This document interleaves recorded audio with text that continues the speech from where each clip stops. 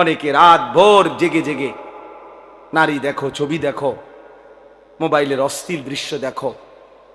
নারী আর ছবি দেখে প্রিয় বন্ধু ছেলেরা শরীর তো নাপাক হয়, হারাম বীর্যপাত হলে শরীর তো নাপাক হয়।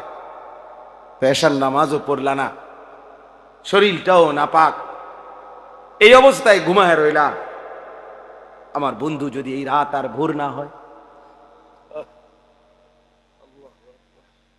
এই ঘুম যদি আর না ভাঙে, আল্লাহর কসম, গতকালকের পত্রিকাতেও আসছে, ফিলিস্তিনি এক 6 বছরের বাচ্চা, সে সাক্ষাৎকার দিছে, আমি আমার বন্ধুদের সাথে খেলতেছিলাম, হঠাৎ করে বোমা পড়ছে, আমি বেহুশ হয়ে গেছি।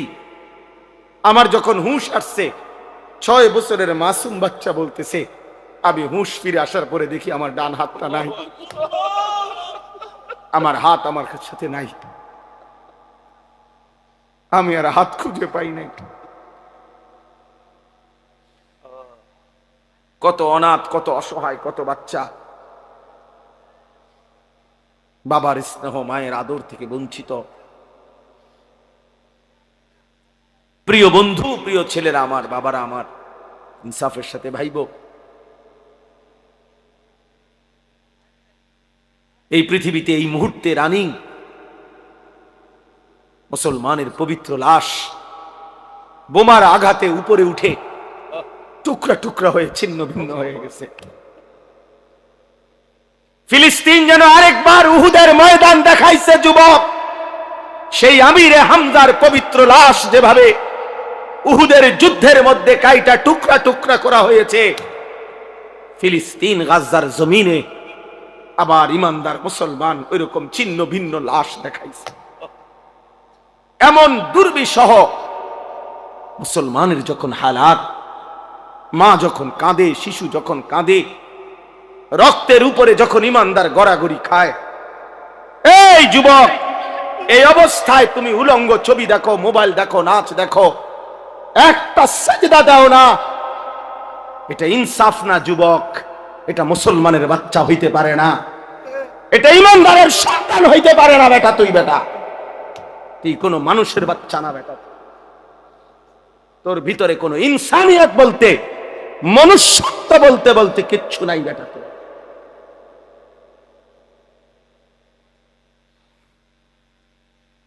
ওই জানোয়ার তোর চাইতে ভালো বেটা। তুমি মুমিনের রক্ত দেখো নাই? তুমি মজলুমের আহাজারি শোনো না? ওমা লাকুম লা তুকাতিলুনা ফি সাবিলিল্লাহ ওয়াল মুস্তাদাফিনা মিনার রিজালি ওয়ান নিসাই ওয়াল বিলদান আল্লাযীনা ইয়াকুলুনা রাব্বানা আখরিজনা মিন হাযিহিল ক্বরিয়াতি যালিমি আহলুহা। আল্লাহ বলে, তোমাদের কি হলো? তোমরা কেন আল্লাহর রাস্তায় জীবন দিচ্ছ না, জিহাদ করছো না? অথচ দুর্বল পুরুষ, শিশু, বৃদ্ধা, নারী, বাচ্চা চিৎকার করে বলছে আর আল্লাহকে ডাকছে, মাওলা জালেমের এই জমিন থেকে আমাদেরকে রক্ষা করো মাওলা। ফিলিস্তিনি মা আহাজারি করছে, বোন আহাজারি করছে, ছেলে আহাজারি করছে, 6 বছরের মাসুম বাচ্চাও কাঁদতেছে। কোনো কান্না, কোনো চোখের পানি, কোনো রক্ত, শহীদের কোনো লাশ তোমাদের যাদের কলিজার মধ্যে একটু বিবেক নাড়াইল না, তোমরা কেমন মানুষ বলো ভাই? ইনসাফ করো, ইনসাফ করো, রহম করো দোস্ত, রহম করো। ছেলেরা এত অসভ্যতা মানা। এই ছেলে, নামো নামো এখান থেকে বেটা, ফালতু কোথাকার বেটা।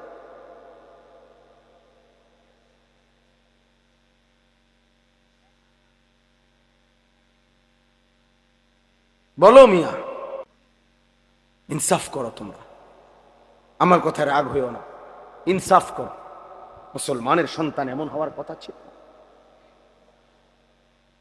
ইমানদারের সন্তান এমন হওয়ার কথা ছিল না।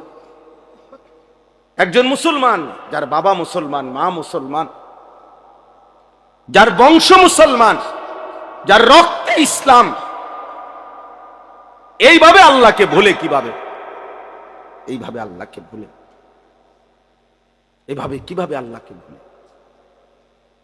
আমি দাঁড় করাইতে পারবো তো ভাইয়া এখন?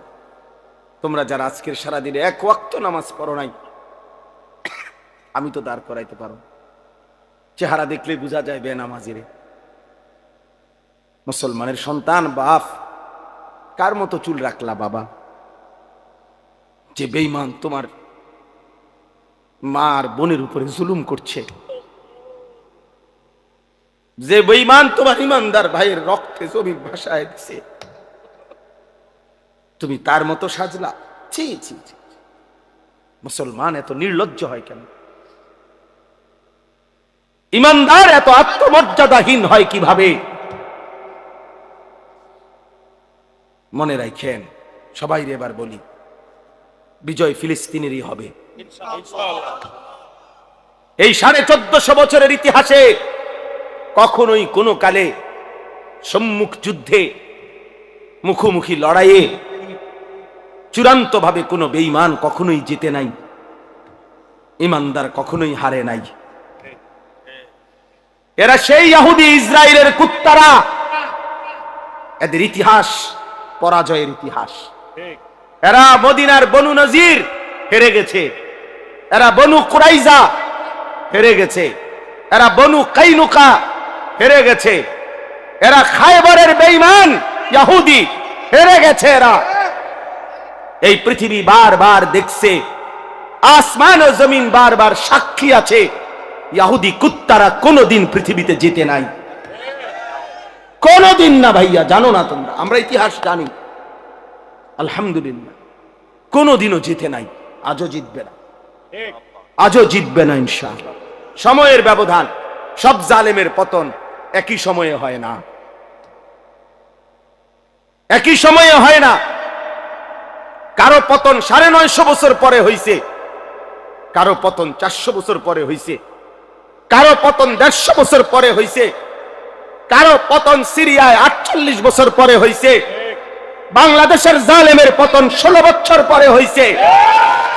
অতএব এটাই সত্য, ইসরায়েলের কুত্তারাও হেরে যাবে ইনশাআল্লাহ। মনে রাখো যুবক, এতে কোনো সন্দেহ নাই, এতে কোনো সন্দেহ নাই। কিন্তু দেখার বিষয় হলো, আল্লাহ তাআলা ঈমানের বিজয় দিবে, ঈমানের বিজয় দিবে। ফিলিস্তিন হারে নাই, মাটির নিচে হাজার হাজার মুজাহিদ অক্ষত আছে।